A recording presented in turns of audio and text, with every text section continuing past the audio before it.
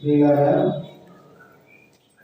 దేవుడు మనల్ని ప్రేమించి తన మహాకృప చేత మనల్ని రక్షించి ఇంతవరకు మన జీవితాల్లో చేసిన మేలును బట్టి మన దేవుణ్ణి మన ప్రభువుని మనం స్తుతించి ఆరాధించాలి. ఈ దినం మనం ప్రభువుని ఆరాధించే నిమిత్తమై మనం చదువుకున్న ఈ కీర్తనలో నుంచి కొన్ని తలంపులు మనం జ్ఞాపకం చేసుకొని ఆ మాటలు మన హృదయాలు ఉంచుకొని మన ప్రభువును మనం స్తుతించి ఆరాధిద్దాం. ఈ 140వ కీర్తన ఇది దావీదు కీర్తన అని పైన చెందిన శాఖతో చూస్తున్నాం. ప్రధాన గాయకునికి దావీదు కీర్తన. ఈ కీర్తన రచించిన వాడు దావీదు. దావీదు కీర్తనలలో దావీదు రచించిన ప్రతి కీర్తన కూడా తన అనుభవంలో నుంచి పాడి రచించిన కీర్తన. అంటే తన జీవితంలో ఏదైతే జరుగుతూ వచ్చిందో వాటిని పాట రూపంలో రాసి పాటలు పాడి ఆ పాటలు బైబిల్లో గ్రంథస్థం చేయబడ్డాయి. అంటే దావీదు కీర్తనలు మనం చదువుతున్నప్పుడు దావీదు కీర్తనలలో దావీదు యొక్క నిజ జీవితం మనకు కనిపిస్తుంది. కనుక ఈ 140వ కీర్తన దావీదు తన సొంత అనుభవం కూడా వెళ్ళిన పరిస్థితిలో తాను ఈ కీర్తనలో రాస్తూ వచ్చాడు. ఈ కీర్తనలో 13 వచనాలు ఉన్నాయి. ఈ 13 వచనాలు 2 భాగాలు. మొదటి 5 వచనాలు ఒక భాగము, 6వ వచనం నుంచి 13వ వచనం వరకు 2వ భాగము. మొదటి భాగంలో దావీదు యొక్క శత్రువులు తనకు ఏం చేయాలనుకుంటున్నారో ఆ విషయాలు తెలియజేసినాడు.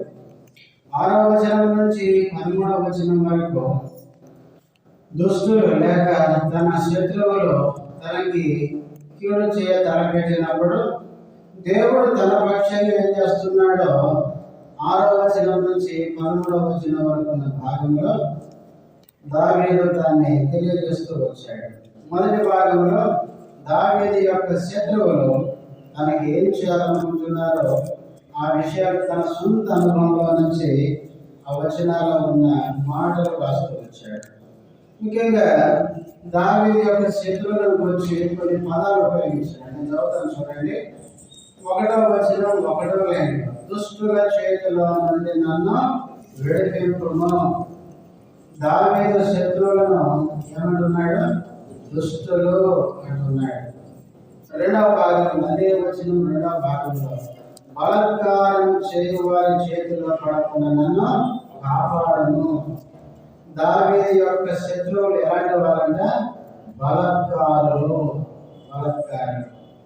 తర్వాత 4వ వచనం, యెహోవా భక్తిహీనుల చేతిలో పడకుండా నన్ను కాపాడను. దావీదు శత్రువులు ఎవరంటే భక్తిహీనులు. ఇంకా 5వ వచనంలో మనం చూస్తాం, గర్విష్ఠులు నా కొరకు ఊరిని త్రాళము చాటలు వచ్చి ఉన్నారు. దావీదు యొక్క శత్రువులు ఎవరంటే గర్విష్ఠులు అంటున్నాడు. ఒకటి దుష్టులు అన్నాడు, తర్వాత బలత్కారులు అన్నాడు, తర్వాత భక్తిహీనులు అన్నాడు, తర్వాత గర్విష్ఠులు అన్నాడు. దావీదు యొక్క శత్రువులు ఇట్లాంటి వాళ్ళు దావీదుకి ఏం చేయాలనుకుంటున్నారు? 2వ వచనం చూడండి. 2వ వచనం, వారు తమ హృదయాలలో అపాయకరమైన యోచనలు చేయుదురు.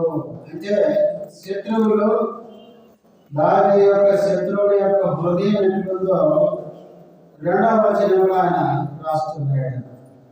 వారు తమ హృదయములలో, దావీదు యొక్క శత్రువులు హృదయంలో దావీదుకి ఎలా కీడు చేయాలి, తనకు ఎలా నష్టపరచాలి అనే ఆలోచనే చేస్తారంట. వీళ్ళు ఎప్పుడు మంచి ఇతరులకు మేలు చేయాలి అని ఆలోచన చేయాలి. దావీదు యొక్క శత్రువులు దావీదుకు హృదయంలో ఎలా ఇతనికి కీడు చేయాలి, దావీదుకి ఎలా నష్టం చేయాలి అని వాళ్ళు ఆలోచిస్తూ ఉంటారండి. 3వ వచనం, పాము నాలుక వలె వారు తమ నాలుకలు వాడి చేతులు, వారి పెదవుల కింద సర్పవిషం ఉన్నది. వారి నాలుక గురించి 3వ వచనంలో దావీదు మాట్లాడుతూ ఏమన్నాడు? పాము నాలుక వలె అన్నాడు. పాము నాలుక ఎట్లుండదండి? ఇట్లుండదు కదా, అడిగేదో. అందుకే నేను నాలుక పాము నాలుక అంటాను. ఎందుకంటే అది 2 మాటలు మాట్లాడుతుంటారు. అయితే ఇట్లా మాట్లాడతారు, కాకపోతే అట్లా కూడా మాట్లాడతారు. అందుకనే దావీదు యొక్క శత్రువుల యొక్క నాలుక గురించి 3వ వచనంలో పాము నాలుక వలె వారు తమ నాలుకలో వాడి చేతులు. పాము నాలుక చాలా వాడిగా ఉంటుంది. ఒక పురుగును అక్కడ అతుక్కుని గమనించుకుని అతుకులు లోపలే చేసుకుంటుంది. ఇలాగా దావీదు యొక్క శత్రువుల యొక్క నాలుక గురించి మాట్లాడుతున్నాడు. 3వ వచనం చివరి లైన్లో వారి పెదవుల క్రింద, వారి పెదాల గురించి మాట్లాడుతున్నాడు. పెదవుల క్రింద ఏమన్నా సర్ప విషం ఉన్నది అన్నాడు. వారి హృదయంలో కీడు చేయాలని ఆలోచనలు చేస్తారు. నాలుకలు పాము నాలుకలు వాడి చేసుకుంటారు. వారి పెదాల కింద దావీదు కీడు చేయడానికి విషం పెట్టుకుంటారంట. ఇది దావీదు శత్రువుల యొక్క హృదయము, నాలుక, పెదాల గురించి చెప్పి కింద అంటాడు 5వ వచనం. గర్భిష్ఠులు నా కొరకు ఉరిని రాళ్ళను చాటుగా పట్టి ఉన్నారు. వారు త్రోవ పక్కన వలపరిచి ఉన్నారు. నన్ను పట్టుకున్నకై పురుషులను నొక్కి ఉన్నారు. 5వ వచనానికి వచ్చేసరికి దావీదును పట్టుకోవడానికి ఈ శత్రువులు ఏమేమి ఉంచారంటే, మొదటి లైన్లో నా కొరకు ఉరిని త్రాళ్ళను అన్నాడు. త్రాళ్ళను ఉరిగా పెట్టారంట పట్టుకోవడానికి.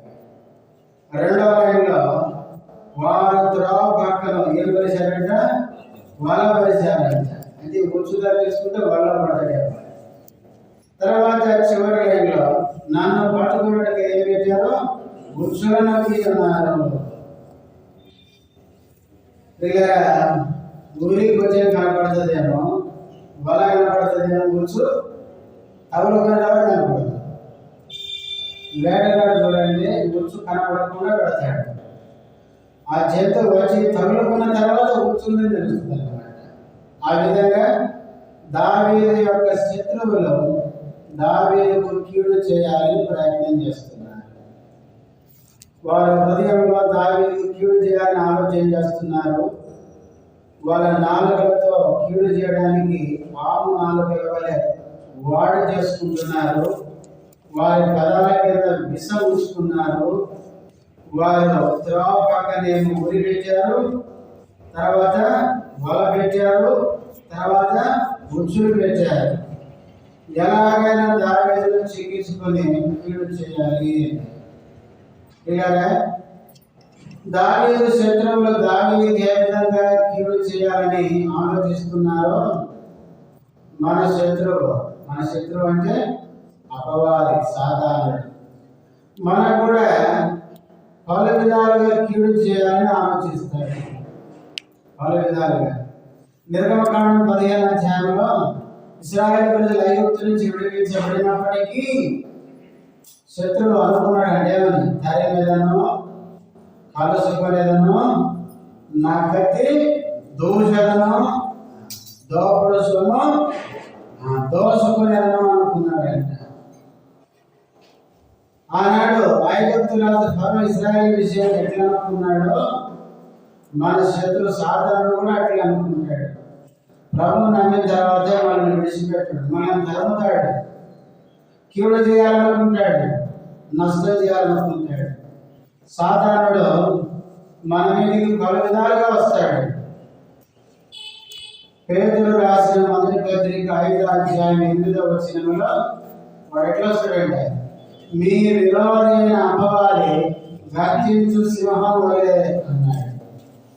మన శత్రువు సాధారణ మన మీదకి మొదటిగా సింహం వలె వస్తాడు. గర్జించు సింహంలా గాండ్రించుకుంటూ వస్తాడు. యాకోబు పత్రిక 4వ అధ్యాయంలో రాయబడినట్లే 6వ 7వ వచనంలో ఉంటుంది. ఏమని? దేవునికి లోబడి ఉండుడి, అపవాదిని ఎదిరించుడి. ఒకవేళ గర్జించు సింహం వలె వస్తే మనం ఎదిరించి ఏమైపోతాడు? వాడు పారిపోతాడు. గర్జించు సింహం వలె వస్తే మనం దేవునికి లోబడి ఎదిరించినాం అనుకోండి, వాడు వేషం మార్చుకుంటాడు. మళ్ళీ అందరితో వెలుగుడు. మరలా పౌలు కొరింథీయులకు రాసిన 2వ పత్రిక 11వ అధ్యాయం 14వ వచనం ప్రకారం ఇది ఆశ్చర్యము కాదు అంటాడు. సాతానుడు వాడు వెలుగుదూత వేషం వేసుకున్నాడు అంట. మళ్ళా వాడు ఎట్లా వస్తాడంటే, సింహంలాగా వస్తే ఇక మళ్ళీ నమ్మమని వాడు వెలుగుదూత వేషం వేసుకుంటాడు. వెలుగుదూత వేషం వేసుకుని ఒక బయట సాగలు పెట్టుకుంటాడు. యేసు ప్రభు మాటలే పడుతుంటాడు. ఇప్పుడు ఏమవుతుందని చెప్పండి, బుద్ధిగా మోసపోతాడు కదా. సాధారణుడు మనల్ని మోసగించడానికి, నష్టపరచడానికి రకరకాల ప్లాన్ చేస్తాడు. వాడు మొదట బెదిరించాలని చూస్తాడు. బెదరకపోతే మెల్లగా మనల్ని మోసగించడానికి మాయ వేసేసుకుంటాడు. గర్భించి చూసిన మాటని తెలుస్తున్నాము కానీ వెలుగుదూత వేషం వేసుకుంటే బుద్ధిగా మోసపోతాయి కదా. ఆదికాండం 3వ అధ్యాయంలో హవ్వ దగ్గరికి ఎట్లా వచ్చినాడు? వాడు అసలు రూపంతో రాలేదు. ఎట్లా వచ్చాడు? సర్పంలో ప్రవేశించి. అందుకే పౌలు కొరింథీయులకు 2వ పత్రిక 11:2 అంటాడు. ఏమని? సర్పం తన కుయుక్తి చేత హవ్వను మోసగించినట్లు క్రీస్తు ఎడలనున్న సరళత నుండి, పవిత్రత నుండి మిమ్మల్ని తప్పించునేమో అని నేను భయపడుచున్నాను అంటాడు పౌలు. ప్రియులారా, సాధారణ మనల్ని మోసగించి కీడు చేయడానికి రకరకాలుగా మన మీద దాడి చేయడానికి వస్తాడు. ఆనాడు హవ్వ దగ్గరికి సర్పంలో వచ్చాడు. అలాగే రకరకాల విషయాలు వేసుకుని వస్తాడు. మార్కు సువార్త 5వ అధ్యాయంలో యేసు ప్రభు గెరాసేన దేశానికి వచ్చాడు. వస్తే వాళ్ళలో ఎవరున్నారంటే దయ్యాలు. ఒక దయ్యం కాదు, సేనా దయ్యాలు. సేన అంటే గ్రీకు భాషలో 2000 నుంచి 6000 సంఖ్యలు సేన అంటారు. సేనా దయ్యాలు ఉన్నాయి. మనకు దాదాపు 2000 పైన ఉన్నాయి దయ్యాలు. ఆ దయ్యాలు బట్టి వాడిని ఏం చేసినాయి? వాడిని ఇంట్లో కూడా చేసినాయి. వాడిని సమాధులే తీసుకుపోయింది. సమాధులు ఎవరుంటారు? అసలు సాయంకాలం అయితే సమాధులు చూడడానికి భయం. వీడు అక్కడే కాపురం చేస్తున్నాడు. సమాధులు దయ్యాలు ఉండే స్థలము ఏదంటే సమాధులే. అక్కడ తీసుకుంటారు. అక్కడ సమాధులలో వాసన చేయుచుండెను అంత. వాడు రాళ్ళు తీసుకుని శరీరాన్ని ఏం చేసుకుంటున్నాడు? గాయం చేసుకుంటున్నాడు. సాధారణ యొక్క స్వభావం ఏంటంటే మనల్ని గాయం చేయడమే. అంతేకాదు వాడు రేయి పగలు ఏం చేస్తున్నాడంట? అరుస్తున్నాడంట. అందుకే దయాలు పెట్టు చూడండి, ఏం చేస్తారు? గట్టిగా అరుస్తూ ఉంటారు. వారికి నెమ్మది లేకుండా చేస్తారు. అయితే యేసు ప్రభు రాగానే చాలా మంది వారిని సాధుపరచాలని చూశారు కానీ ఎవరు చేత కాలేదంట. చివరికి యేసు ప్రభు వస్తే యేసు చూసి పరిగెత్తుకుంటూ వచ్చినాడు. పరిగెత్తుకుంటూ వచ్చి ఏం చేశాడు? వెంటనే మోకరించి నమస్కారం చేసి ఏమన్నాడు? యేసు అది దయాన్ని తెలిసింది. ఏమని? ఈయన దేవుని కుమారుడు తెలిసింది. ఈరోజు మనకు సరిగ్గా తెలుస్తుంది కదా. అందుకే యాకోబు రాస్తాడు 2వ అధ్యాయం ఏమని? దయ్యములు కూడా దేవుని నమ్మి వణుకుచున్నాయి అన్నాడు. మనకు లేదు వణుకు. మనం నమ్ముతామని చెప్తాం కానీ వణుకుండదు, భయం ఉండదు. దయ్యాలు భయపడతాయి యేసు ప్రభుకి. అందుకే వచ్చి యేసు ప్రభుకు నమస్కారం చేసి ఆ దయ్యం అంటుంది, సర్వోన్నతుడైన దేవుని కుమారుడా మాతో నీకే అని చెబుతూ, నువ్వు ఇంట్లో నుంచి ఎలబడితే మమ్మల్ని ఎక్కడ పంపించు? ఆ పందిరిలోకి పంపించు అన్నాడు. సాధారణుడు అపవాది సర్పంలో ప్రవేశిస్తాడు, పందులో ప్రవేశిస్తాడు, మనుషులో ప్రవేశిస్తాడు. వాడు అవసరాన్ని బట్టి దేంట్లోనే పని చేస్తాడు. వాడు రకరకాలుగా మనకు కీడు చేయాలని ప్రయత్నం చేస్తాడు.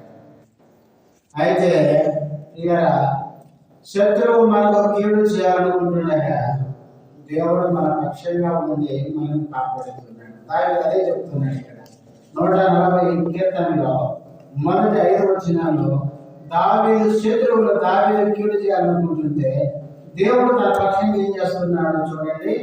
6వ వచనం 140 కీర్తన 6వ వచనం. అయినను నేను యెహోవాతో ఈలాగు మనవి చేయుచున్నాను, యెహోవా నీవే నా దేవుడవు, నా విజ్ఞాపనలకు చెవియొక్కము.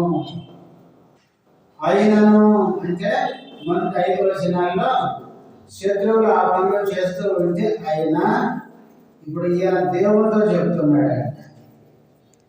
శత్రువు మనకు కీడు చేయాలని చూసేటప్పుడు మనం చేసేది ఏంటంటే దేవుని దగ్గరికి రావాలి, దేవునితో చెప్పుకోవాలి.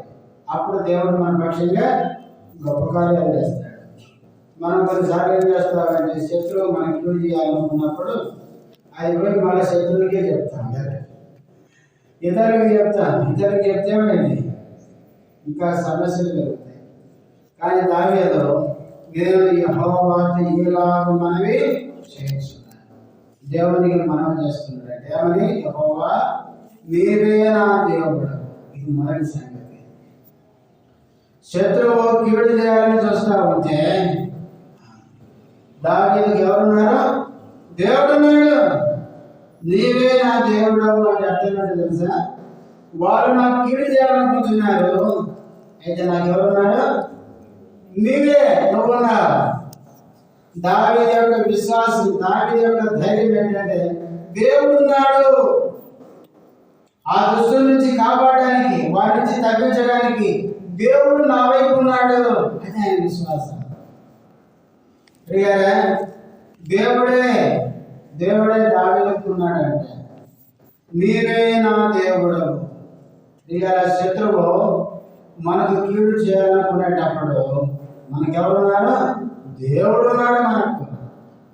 రోమపత్రిక 8:31 పౌలు అంటాడు, దేవుడు మన పక్షులుగా ఉండగా దేవాది దేవుడు మనకుంటే శత్రువు ఎవరైనా శత్రువుకు వాడని తప్పదు. అందుకే ఆసామీకి శత్రువు వచ్చాడు. చూడండి దినవృత్తాంతములు 2వ గ్రంథం 2వ దినవృత్తాంతములు 14వ అధ్యాయం 2వ దినవృత్తాంతములు 14వ అధ్యాయము ముందు 9వ వచనం చదవండి. 9వ వచనం. కూషీయుడైన జరాహు వారి మీద దండెత్తి 1000 సైన్యమును 300 రథములను కూర్చుకుని బయలుదేరి మారేషా వరకు.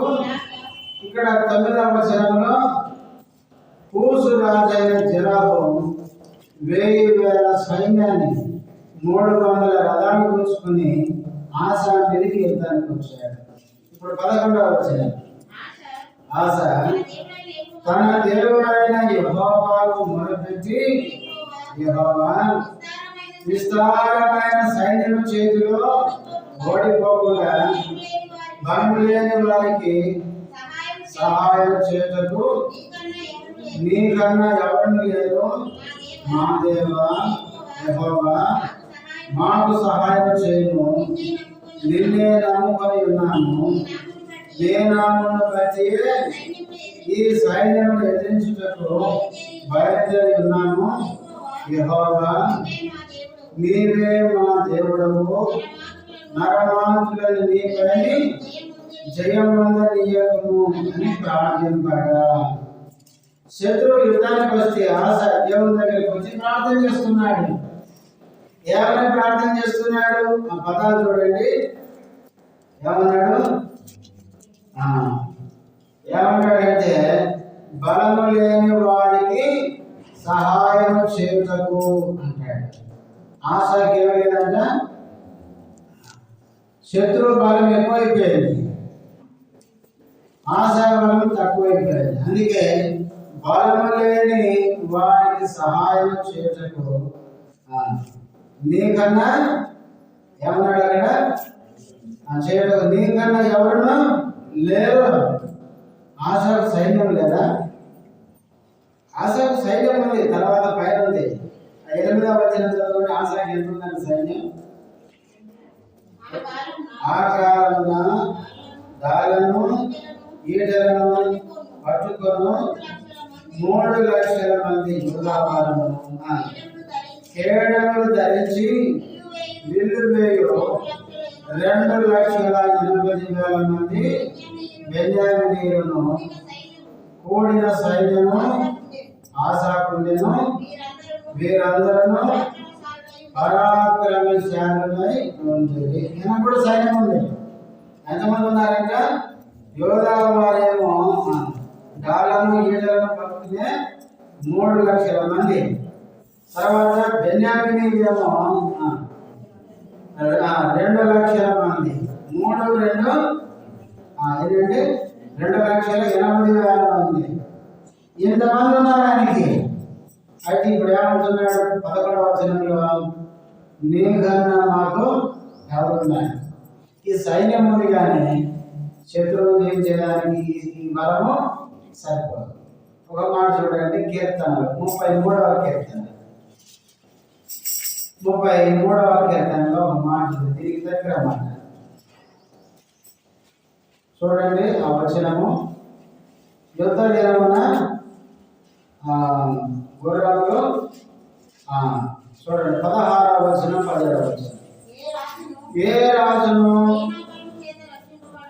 అంటే విజయం పొందడానికి ఏం పడలేదంటే సైన్య బలం పడలేదంటే సేనా బలం చేత రక్షింపబడడు. ఏ వీరుడును అధిక బలము చేత తప్పించుకున్నాడు. రక్షించుటకు గుర్రం అక్కరకు రాదు, అది దాని విశేష బలము చేత తప్పింపజారు. అయితే తప్పించువారు ఎవరంటే 18 చెప్తాడు. వారి ప్రాణములు మరణం నుండి తప్పించుటకును కాపాడుటకును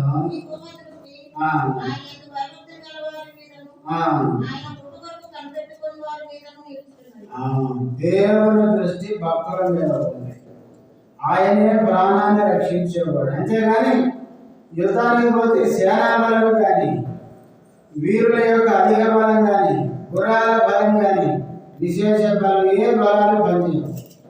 యుద్ధంలో విజయం పొందడానికి ఎవరైనా ఉండేది, యుద్ధంలో విజయించేవాడు దేవుడు. అందుకనే ఆశాపు ప్రార్థన చేసినాడు, నీకన్నా ఎవరున్నారు అంటూ, నిన్నే నమ్ముకున్నాను అంటూ, శత్రువులు ఎదిరించుటకు మా బలము చాలు అంటూ, నీవే మా దేవుడు. అంటే ఇక నువ్వే మనల్ని రక్షించాలి, నువ్వే శత్రువుల మీద విజయం దయచేయాలి, ఈ శత్రువుల నుంచి నువ్వే మనల్ని కాపాడాలి. ఇక దేవుడే మనల్ని రక్షించేది, కాపాడేది. అందుకని దావీదు జరిగిన వాడి శత్రువులు నాకు కీడు చేయాలని ఆలోచిస్తుంటే దేవుడు చెప్తున్నాడు, నీవేనా దేవుడు. 63వ కీర్తన మొదటి వచనం. 63వ కీర్తన మొదటి వచనం. దేవా నా దేవుడవు నీవే, వేకువనే నిన్ను వెతుకుచాలి. ఈ కీర్తన ఎప్పుడు రచించాడో ఆయన చిన్నాక్షరాలతో ఉంది. దావీదు యూదా అరణ్యంలో ఉండగా రచించిన కీర్తన. అరణ్యంలో ఉండగా రచించాడంటే దావీదు ఎక్కడున్నాడు? శ్రమలలో ఉన్నాడు, కష్టాలలో ఉన్నాడని అర్థమవుతుంది. శత్రువు చేత తరమబడుతున్నాడని అర్థమవుతుంది. అయితే శత్రువు తరుగుతుండగా మొదటి చరణం 63:1 అంటాడు, దేవా శత్రువులు తరుగుతుంది, నేను అరణ్యంలో ఉన్నాను, అయితే నాకు ఎవరున్నారు? నీవే. దేవా నా దేవుడవు నీవే. కాబట్టి దేవుడు ఆయనకు ఉన్నాడు, శత్రువుల నుంచి కాపాడడానికి చెప్తున్నాడు. కాబట్టి శత్రువులు దావీదు కీడు చేయాలని చూస్తుంటే దేవుడు దావీదు ఉన్నాడు. ఇలా మన శత్రువు సాధారణుడు మనకి ఎన్నో విధాలుగా కీడు చేయాలని ప్రయత్నిస్తుంటే దేవుడు మన పక్షంగా ఉన్నాడు. దేవుడు మనతో ఉంది, మనకు దేవుడిగా ఉంది. శత్రువు యొక్క ఆ కీడు నష్టాల నుంచి మనల్ని తప్పిస్తూ కాపాడుతూ ఉన్నాడు. ఇది మొదటి సంగతి. రెండవది 140వ కీర్తన 7వ వచనం. 140వ కీర్తన 7వ వచనం. ప్రభువైన యెహోవా చాలు. రెండవది ప్రభువైన యెహోవా ఎవరడానికి? నా రక్షణ దుర్గము. శత్రువుల కీడు చేయాలనుకుంటుంటే దావీదుకు కాపలు ఎవరంటే? దేవుడే. యెహోవా నా రక్షణ దుర్గము. దుర్గము అంటే కాపుదల, భద్రత. పూర్వకాలం రాజులకి శత్రువు దాడి చేయడానికి వచ్చినప్పుడు వారు దాక్కునే దానికి ఏముంటాయి?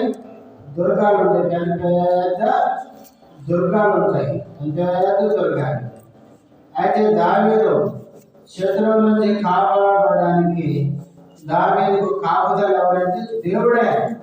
అందుకే 7వ వచనం అంటాడు, యెహోవా నా రక్షణ దుర్గము. దేవుడు నా రక్షణ దుర్గం. 18వ కీర్తన 2వ వచనం. కీర్తనలో 18 2వ వచనం. యెహోవా నా శైలము, నా కోట, నన్ను రక్షించువాడు, నా కేడము, నా రక్షణ శృంగము, నా ఉన్నత దుర్గము, నా దేవుడు, నేను ఆశ్రయించి ఉన్న నా దుర్గము. ఇక్కడ శైలము, కోట, రక్షించువాడు, కేడము, రక్షణ శృంగము, ఉన్నత దుర్గము, ఆశ్రయించే దుర్గం. ఇవన్నీ ఏం చూపిస్తుందంటే కాపుదల, భద్రత. ఈ కీర్తన ఎప్పుడు రాశాడు? ఆయన చిన్న అక్షరాలతో ఉంది. ఏమని? యెహోవా దాసుడైన దావీదు కీర్తన అని. అతని శత్రువులందరి చేతిలో నుండి, సౌలు చేతిలో నుండి యెహోవా అతని తప్పించిన దినమున దావీదు ఈ గీత వాక్యములను చెప్పి యెహోవాను స్తుతించి అతడు ఇట్లనెను. శత్రువులందరి చేతుల నుంచి దేవుడు తప్పించినప్పుడు అప్పుడు ఈ కీర్తన రచించాడు. శత్రువులందరి చేతుల నుంచి వాళ్ళు కీడు చేయాలనుకుంటుంటే నేను తప్పించుకున్నా. ఎట్లా తప్పించుకున్నా? 2వ చరణంలో అంటాడు, దేవుడు నా శైలంగా ఉన్నాడు, నా కోటగా ఉన్నాడు, నా కీడలుగా ఉన్నాడు, నా రక్షణ శృంగంగా ఉన్నాడు, నా ఆశ్రయ దుర్గంగా ఉన్నాడు. అంటే నాకు దేవుడే కాపుదలగా ఉన్నాడు. ఇలా దేవుడు మన ఆశ్రయ దుర్గం, రక్షణ దుర్గం. శత్రువు కీడు చేయాలని ప్రయత్నిస్తుంటే దేవుడు మనకు ఒక దుర్గంగా ఉండి మనల్ని కాపాడుతున్నాడు. 95వ కీర్తన మొదటి వచనం. 95వ కీర్తన మొదటి వచనం. రండి యెహోవాను గురించి ఉత్సాహధ్వని చేద్దాము. ఈ రక్షణ దుర్గము దావీదు అంటున్నాడు మొదటి లైన్లో, రండి అందరినీ పిలుస్తున్నాడు. రండి, ఎందుకు? మన రక్షణ దుర్గమును బట్టి సంతోషగానము చేద్దాం. సంతోషముతో మనం రక్షించే దుర్గమైన దేవునికి ఏం చేద్దాం?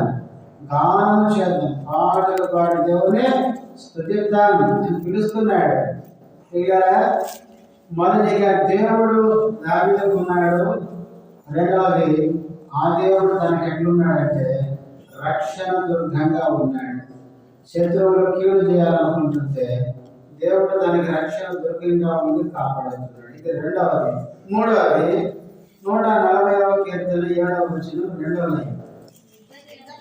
యుద్ధ దినమున నీవు నా తలను కాయవు. దావీదు యుద్ధానికి వెళ్ళినప్పుడు దావీదు తలను ఏం చేస్తున్నాడంట? దేవుడే కాస్తున్నాడంట. నా తలను కాయవు. 91వ కీర్తన 7వ వచనంలో అక్కడ కీర్తనకారుడు ప్రక్కన 1000 మంది పడినా, పొడి ప్రక్కన 10,000 మంది పడినా ఏ అపాయం నీకు రాదు అంటాడు. ఎందుకు? దేవుడే మన తలను కాస్తున్నాడు కాబట్టి. మనం గవర్నమెంట్ వాళ్ళు చెప్తుంటారు, బైక్ మీద వెళ్ళేటప్పుడు తలకే పెట్టుకోవాలి, హెల్మెట్ పెట్టుకోవాలి. నీకు నాకు హెల్మెట్ ఎవరైనా హెల్మెట్ దేవుడే. ఎఫెసీ పత్రిక 6వ అధ్యాయంలో మన యుద్ధోపకరణాలు ఉన్నాయి, ఆత్మీయ పోరాటం, శత్రువుతో పోరాటానికి. వాటిలో ఒకటేంటి? రక్షణను శిరస్నానం, ఇంగ్లీష్ బైబిల్ హెల్మెట్ అని ఉంటుంది. నీ తలను దేవుడు కాపాడడానికి నీకు ఒక హెల్మెట్ పెట్టాడు.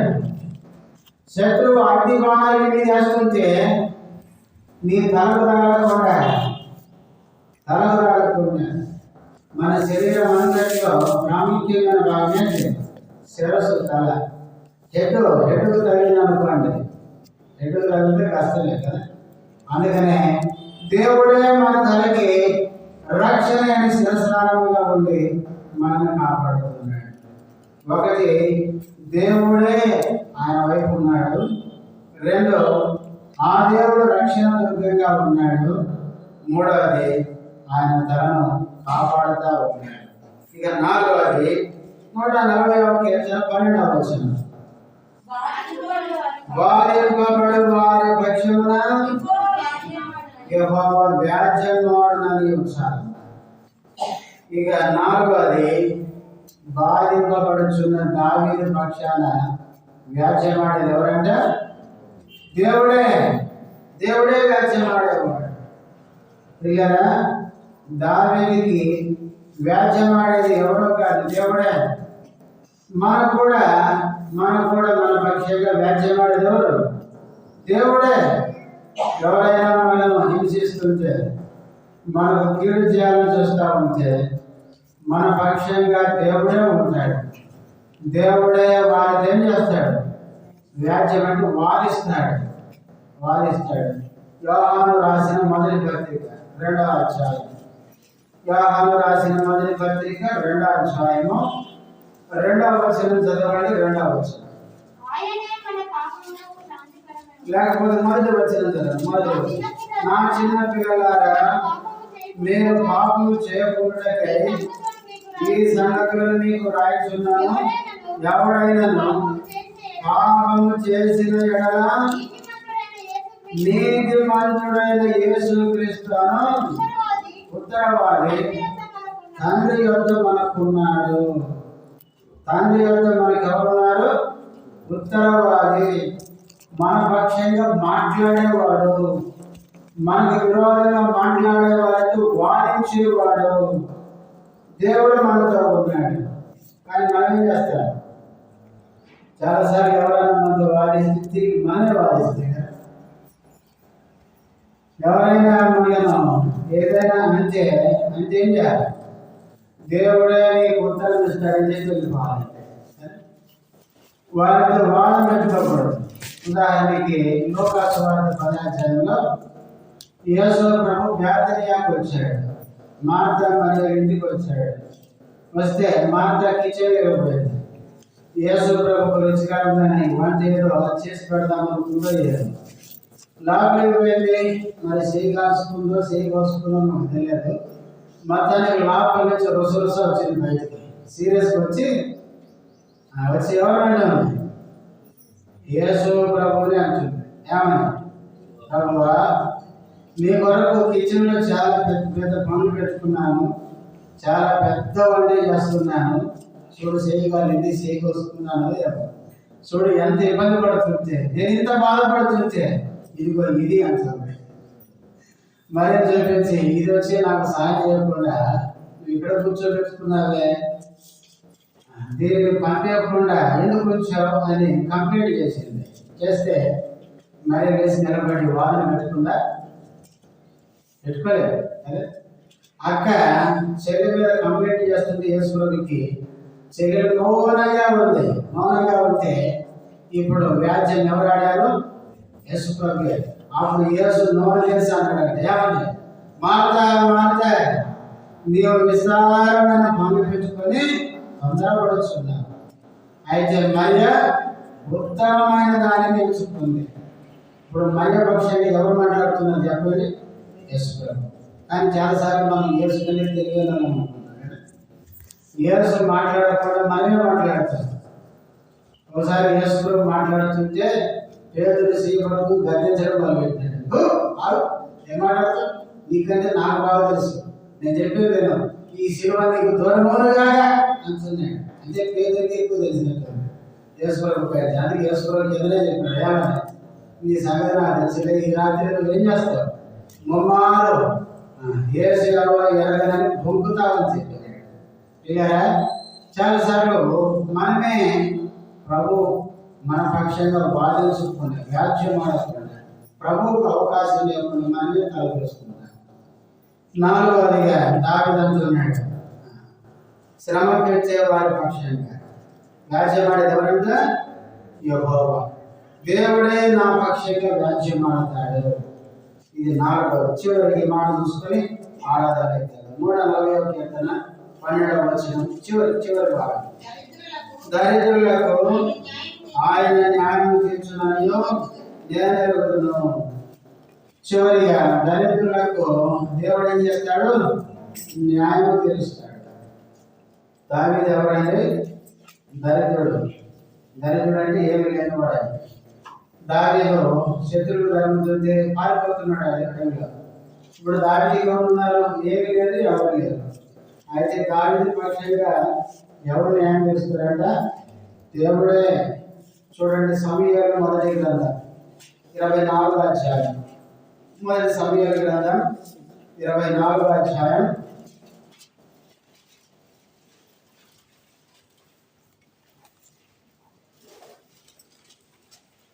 12వ వచనం.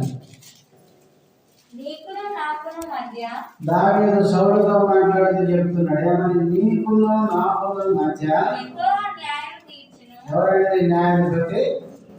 యెహోవా. దేవుడే న్యాయం తీర్చు. యెహోవా నా విషయమై పగ తీర్చును గాని నేను నిన్న చంపను. దావీదు సౌలుతో చెప్తున్నమాట, నీకును నాకును మధ్య న్యాయం ఇచ్చేదేవుడు దేవుడే. దేవుడే న్యాయం తీరుస్తాడు కానీ నేనైతే నీకు కీడు చేయను. ఇంకా కింద 14వ వచనం, లేకపోతే 15వ వచనం చదవండి. 15వ వచనం. యెహోవా నీకు, నీ మాటలు గమనించండి, నీకును నాకును మధ్య ఎవరైనా ఇద్దరు మధ్యలో న్యాయాధిపతి దేవుని పెడుతున్నాడు. మనమైతే ఎవరైనా ఏదైనా మనకి కీడు చేశారని తెలిస్తే ముందు మనమే దొరుకుతాం, కల్పించుకుంటాం, ముచ్చుగానే పోయి ఇబ్బంది చేస్తాం అక్కడ. దావీదు ఎంత మంచి మనసు కలిగినాడు. సౌలు తరుగుతుంటే, ఇబ్బంది పెడుతుంటే, చంపాలని ప్రయత్నం చేస్తుంటే దొరికినాడు కానీ కీడు చేయకుండా ఇప్పుడు ఆయన మాట్లాడుతూ ఏమంటున్నాడంటే 12వ వచనంలో, నాకు నీకు దేవుడే న్యాయం తెలుస్తాడు, నేనైతే నీకు చంపను అన్నాడు. 15వ వచనంలో అంటాడు, నీకును నాకును మధ్య యెహోవా ఎవరు? న్యాయాధిపతి తీర్పు తీర్చును గాక. ఇక దేవుడే నాకు తీర్పు తీరుస్తాడు. మన ఇద్దరి మధ్య ఏది న్యాయమో తీర్పు తీరుస్తాడు. కాబట్టి మన దేవుడు మన పక్షంగా న్యాయం తీర్చేవాడు. బాధింపబడు వారి పక్షంగా వ్యాజ్యమాడతాడు, దరిద్రుల పక్షంగా న్యాయము తీరుస్తాడు. లోకసువార్త 18వ అధ్యాయంలో ఉపమానం చెప్పాడు. ఒక ఊరిలో ఒక విధవరాలు ఉంది. ఆ విధవరాలికి పక్కన ప్రతి వారికి ఒక సమస్య వచ్చింది. ఆమె మాడి ఎక్కడికి పోయింది? అన్యాయస్తుల దగ్గరికి పోయిందంట. వెళ్తుంటే ఆయన న్యాయం తీర్చడం లేదు. చివరికి రోజు వెళ్తా ఉంది, మాటికి వెళ్తా ఉంది. చివరికి అన్యాయస్తుడు ఏమనుకున్నాడు? ఇక రోజు వచ్చిన తొందర పెడుతుంది, ఇక న్యాయం తీరిస్తే నా దగ్గరికి రాదు కదా అని చెప్పి ఏమనుకున్నాడు? ఆమెకు న్యాయం తీర్చున్నాడు. ఆ మాటలు చెప్పి కింద అంటాడు. ఏమంటాడు చూడండి, లోకసువార్త 18:7 వచ్చిన, దేవుడు తాను ఏర్పరచుకున్న వారు దివారాత్రులు తన గురించి మొరపెట్టుకొనుచుండగా వారికి న్యాయం తీర్చగా ఆయన వారికి త్వరగా న్యాయం తీర్చును. వారి విషయమే కదా ఆయన దీర్ఘశాంతం చూపుచున్నాడని చాలు. దేవుడు మన పక్షంగా న్యాయం తీర్చేవాడు. వారి విషయమే కదా న్యాయం తీర్చడానికి దీర్ఘశాంతము చూపుతున్నాడు. కాబట్టి దావీదు శత్రువులు దావీదుకు కీడు చేయాలని మొదటి 5 వచనాలు ఆలోచన చేస్తుంటే 6వ వచనం నుంచి 12వ వచనం వరకు దేవుడు దావీదు పక్షంగా ఏం చేస్తున్నాడో చెప్తున్నాడు. 5 విషయాలు జ్ఞాపకం చేసుకున్నాడు. చెప్పండి మిగతా. 1, దేవుడే అనుకున్నాడు. శత్రువులు కీడు చేయాలనుకుంటే దేవుడు అనుకున్నాడు. 2వది, దేవుడు ఆయనకు రక్షణ దుర్గంగా ఉన్నాడు, అంటే కాపుదలగా ఉన్నాడు. 3వది, ఆయన తన తలను కాపాడుతున్నాడు. అంటే ఒక రకంగా చెప్పాలంటే బండి మీద వెళ్ళేటప్పుడు మనకు హెల్మెట్ ఎట్లుంటుందో అట్లా మనకు రక్షణ శిరస్సానంగా దేవుడిని మనం కాపాడుతున్నాడు. 4వది, ఆయన వ్యాజ్యం ఆడుతున్నాడు. దావీదు పక్షంగా వ్యాజ్యం.